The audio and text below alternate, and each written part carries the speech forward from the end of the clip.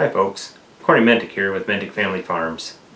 If you've been paying any attention to the news media lately, the mainstream media, you probably haven't heard much about the Canadian trucker protests going on up there in Canada. I'd like to call it a trucker rebellion.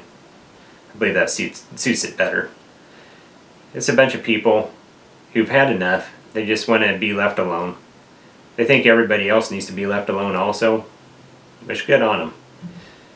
They started a convoy, stretched 100 miles long at points, 2 hours to pass any certain point, and slow rolled it over to Ottawa, the Canadian capital. And there they're getting attention. They're trying to focus this on rolling back these mandates. Meanwhile, the news media seems to ignore this. The Canadian government wants to brush it under the rug, call it a fringe group, small minority, which they've since kind of walked back. And they want to act like this is a bunch of white supremacists or racists, or malign the character of these people who are seeking liberty. They want to increase liberty for others, because a lot of these guys did get the jab. They have the vaccine. I think I heard something like 90% of them had taken it. But it's not about them. It's about their industry, their livelihoods, and the government just keeping on messing with them. And they've had enough. They want this to be over, and I can't blame them. I think that's a good cause. So why is this probably the most important story out there that's getting no coverage at all, or next to none? Well, because it's going to spread. It's going to, if it gets light shined on it, people in other countries are going to start forming this, which I believe is already happening in the United States and other countries as well. We're seeing this as a test case, as a pattern to work off of, and people are going to start following that pattern. They're going to take to either whether they can take their trucks to the Capitol or not. Doesn't really matter. If they decide, hey, we're just not going to drive the trucks, that causes a big problem.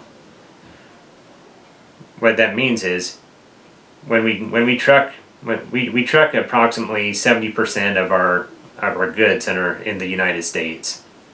That means food, fuel, parts, equipment, and yes, even toilet paper could be in short supply. Now, I totally support these guys and gals. I want them to succeed. I think liberty for one is liberty for all.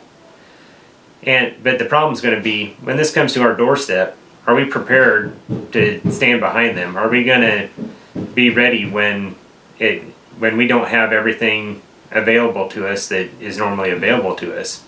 And how do we get around that? First, I want to acknowledge that God is sovereign and nothing is out of His control. He sees all, He knows all, and He's provided for us, and He'll continue to provide for us. But He's also given us some patterns in the Bible to look at and say, we should be prepared. You know, I'm reminded of Proverbs 6:6 that starts out, look to the ant, O sluggard. Meaning, you look at the ant, and she gathers in the summer, and she prepares for the winter. So when winter comes and tough times come, she has food, she has provisions stored up.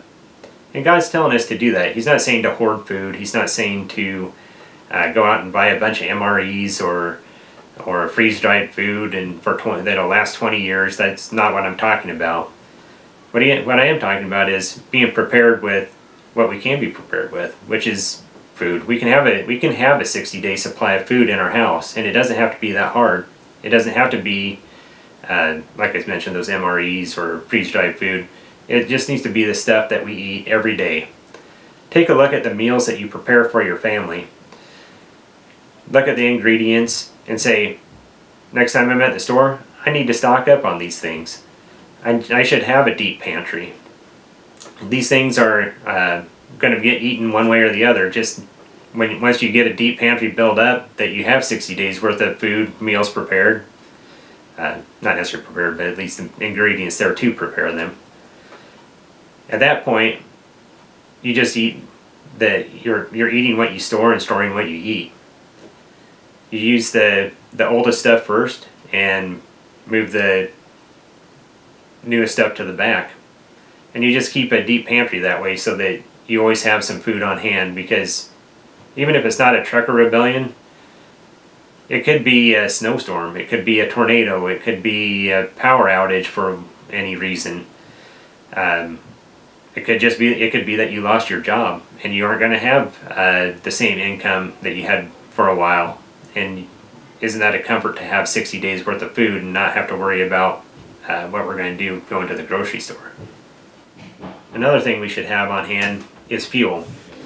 We should have enough gas on hand, or diesel, whatever you use in your vehicles. But we should have 60 gallons of gas on hand. It's not too hard to do. If you get 12 gas cans that are 5 gallons apiece, that's 60 gallons. Now what you do is you mark those 1 through 12 and fill them up.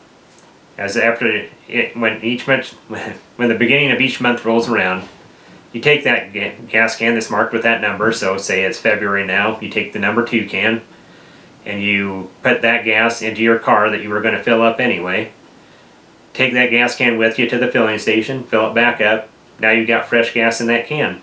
The next month, March, take number 3, put it in the car, go down to the gas station, fill it up too as you top off the car, and you just keep doing that all through the year. And that way you always have a 12-month supply of gas. Well, not 12-month supply. You've got 60 gallons of gas, but it's always no longer than 12 months old. And this way you've gotten 60 gallons of gas in case of an emergency. So maybe maybe there is a power outage. Maybe the gas stations are out of fuel because the truckers aren't bringing fuel to the gas station. But in this case, now you've got at least a reserve.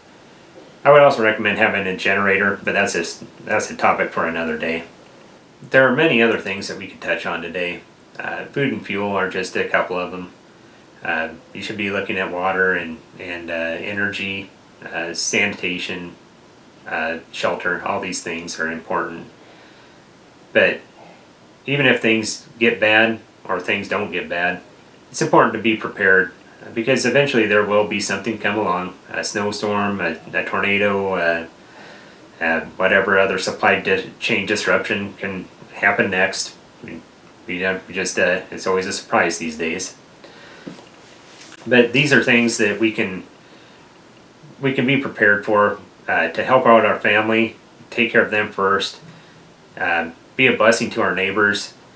If we have things that we can share, that we can encourage, and ultimately just not be a burden on strained resources when the time comes when there is an emergency. So I want to support these guys and gals, the truckers out there. I think we should be thanking them every day anyway. If you know a trucker, tell them thank you. Help them to. We want to keep America rolling on. We want to stand up for freedom. We want to stand up for liberty. Stay free, friends.